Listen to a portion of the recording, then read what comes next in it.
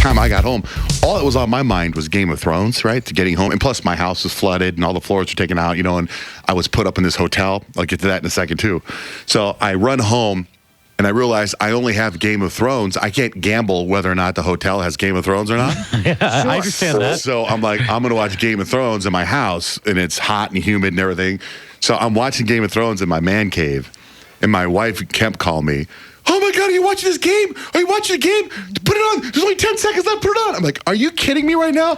I have never seen, in the years Game of Thrones has been on, I'm going to say 6 years, I have never seen a more phenomenal episode of Game of Thrones with the most incredible closure and satisfaction ever in the history of television. I didn't watch 1 second of the basketball game. Well, you know what? It was Father's Day, Johnjay, and you get to do what you want on Father's Day. And you didn't want to watch the game. You wanted to watch Game of Thrones. Right. But was Kemp happy? Was what the question was. Was Kemp happy with the outcome? I haven't talked to him. I didn't talk to him, so I don't know. I think that's the first basketball game I've ever watched with my kids, who are kind of uninterested in that stuff for the most part. But they were down last night, so I had to catch up with Game of Thrones later. You didn't watch Game of Thrones? Oh, no, I saw it. I saw the whole thing. I saw both the whole game and stayed up to watch Game of Thrones. Both had incredible finishes last night.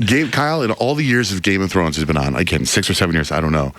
There's never been any closure or satisfaction to me as the viewer of anybody you like on the show is always in a miserable existence. They never get anything. This shows me, now again, I haven't read any of the books, but the guy who writes the books, and Rich is reading the books, always has this one certain outcome. This season, it's further advanced than the books have been done, so the TV writers are making up a storyline, and they clearly went Hollywood yesterday because they gave me all the closure I need. The guy that I love came back to life, and he killed the bad guy. And I'm like, this is great. And the greatest thing ever. It's a good thing because they wrap up next week for the whole season, so they had to get some stuff done, and they still got the storyline that I don't care about. Doesn't even matter. Whatever right now, the show could be over, and I'm good. It's totally good.